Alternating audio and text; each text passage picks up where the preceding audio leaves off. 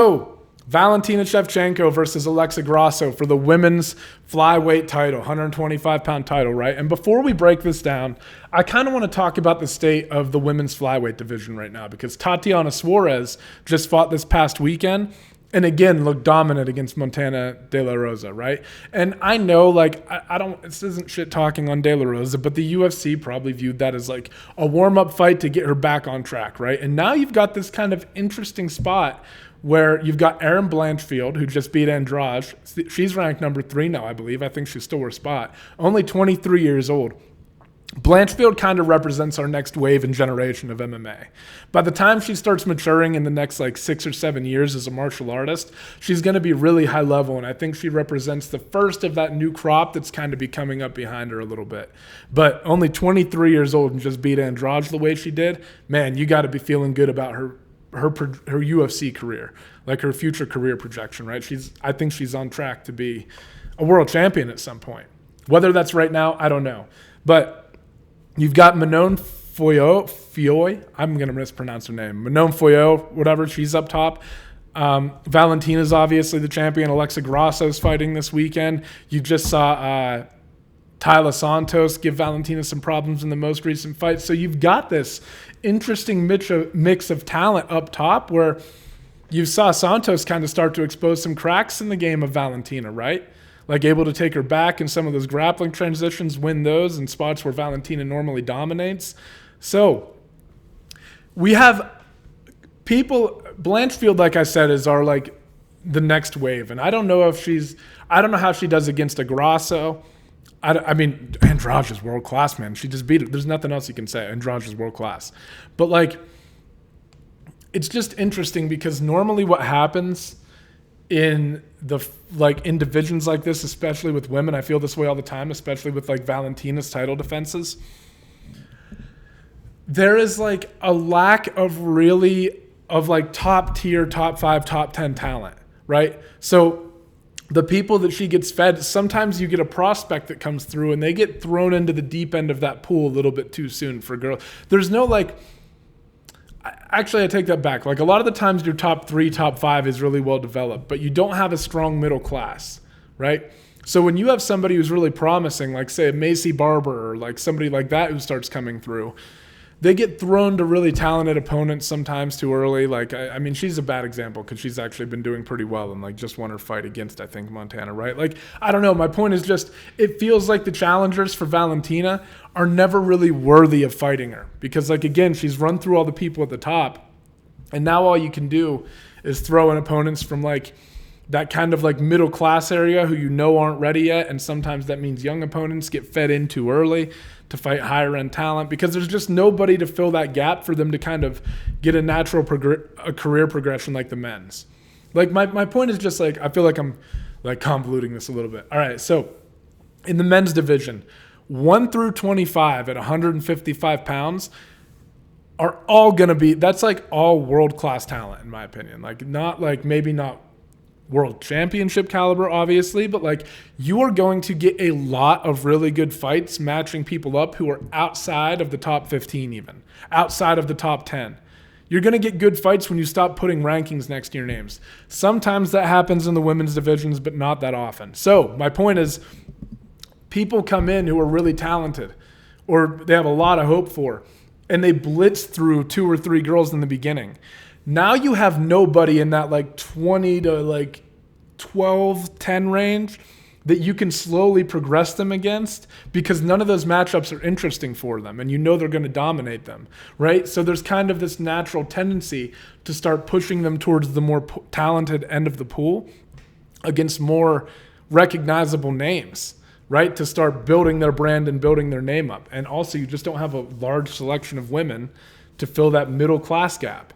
So you get people who have kind of like, in my opinion, unnatural career progressions, whereas at 155, unless you're skyrocketing through everybody and blitzing them, you get a career path more like Rafael Fiziev, right? Where you slowly get tested more and more and more against more and more talented opponents before making the dive into the deep end of the pool. Whereas with women, sometimes you're forced to, like, you could honestly argue that that's just what happened to Blanchfield over a couple weekends ago, and she just fought through it. and won and came out on the other end of it. She got thrown into the deep end against Andrade, who took the fight on short notice, granted. But still, that's a hard fight, and Andrade was tagging her early on with shots. So it just makes you think about, like, well, my point with this whole thing was, just to come back, you're starting to see, though, that the flyweight division has a new sort of representative, in Erin Blanchfield for the next crop coming up. And you do have some women in the flyweight division who are starting to make a buzz and are starting to, like, fill in those 5 and 10 rules. Those, like, 10 through 1 spots, right? Like Tatiana Suarez, like Manon, like fucking Alexa Grasso, who's challenging for the title. You'll start to getting a mix of, like, younger talent, people who are in their, like, 29, 30, right? Early 30s.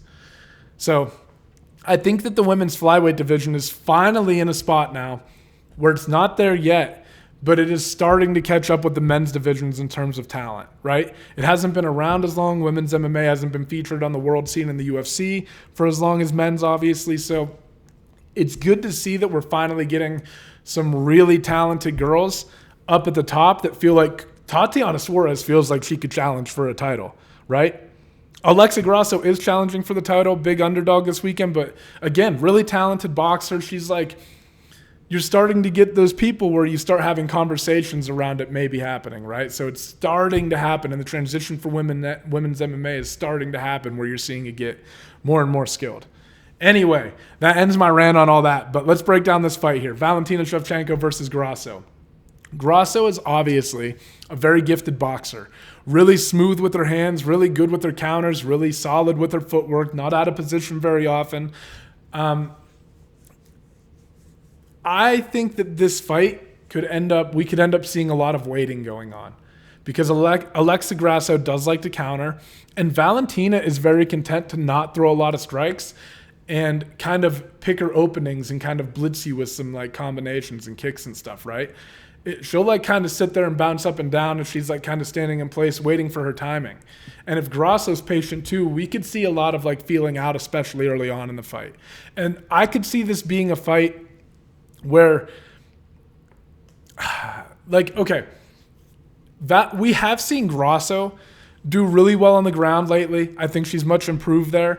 But there's something about, like, and I mean, hey, Tyler Santos had her success, but there's something about the way when, like, Valentina holds people and throws people. Usually when she gets them on the ground, she's able to control them. And I have a feeling that if she can get a hold of Alexa Grasso and close off that space, right, that she's going to be able to control things there and probably take Grasso down. But I think the question is, can Grasso start to, like, I think the key for Grasso is that she has to draw reactions out of Valentina. Like I said, they're both going to be looking to counter, and I could see this being kind of like a sleepy fight at points.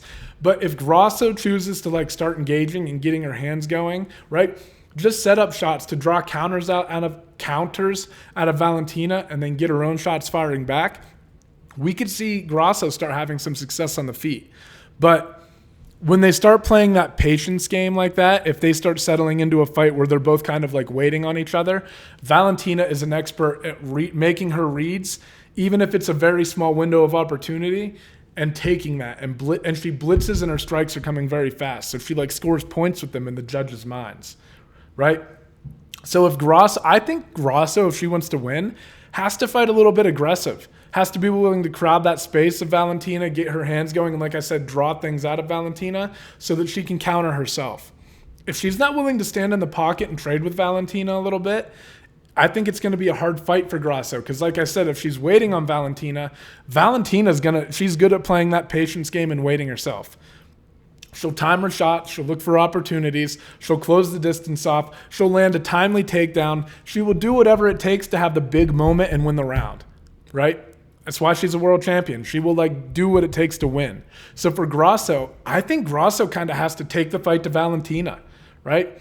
Like I said, get in her face. If she's covering up, boom, hit her with shots. Just, like, be dirty boxing her. Force some of those exchanges. It's got to be volume and trying to set things up and force Valentina to do some things she doesn't want to do. If you let Valentina just sit and wait, I think that your opportunities to counter are going to be few and far between. Like I said, Valentina will make a read, blitz in, hit her stuff, and then get out right away and disengage. And it gets hard for you to develop any sort of timing because she's not giving you a lot of looks. Whereas if you get in her face and start getting your hands going and force things out of her, now you can start making reads, right? I could be totally off in what she does, but my point is just that you enter the pocket wading into that fire a little bit, and you start getting your hands going with a plan in your mind to be defensive. And when you see the shots start coming back, you're rolling, you're moving, you're seeing what she's doing, and then you start timing your counters, right? If you're just waiting on Valentina, I think she dominates that, right?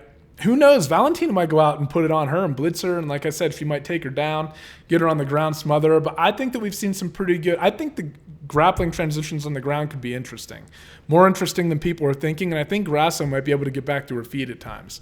I do think that Shevchenko is the one more likely to take the fight to the ground. But, yeah, fuck. I'm taking Valentina, man. Like I said, I just think that it kind of will – by the nature of this, when Alexa is standing across from Shevchenko in her first world title fight, maybe she rises to the moment. I don't know. But just given the fact that Valentina's defended 7 straight times or whatever it is, and given the fact that she is one of the most, she is arguably the best female mixed martial artist of all time, right? Up there with Amanda Nunes. It's hard not to take her in this fight. And you got to think that when Alexa Grasso sees her, something changes a little bit there. And I think that kind of like patience thing, I think that you'll see Grasso be a little timid. And when you're a little timid, Valentina capitalizes. So I'm going Valentina, but Grasso could get it done. I just think Grasso has to take the fight to Valentina. If that happens, hey, maybe we have a new world champion Saturday night. We'll see. That's how I see it going. But I'm staying away from the betting lines in that one. They're too outrageous. Not that you guys should be taking my betting advice, but I'm just letting you know, like, kind of what I'm doing. Not that it'll be successful, and not that you should listen to it, but just my opinion.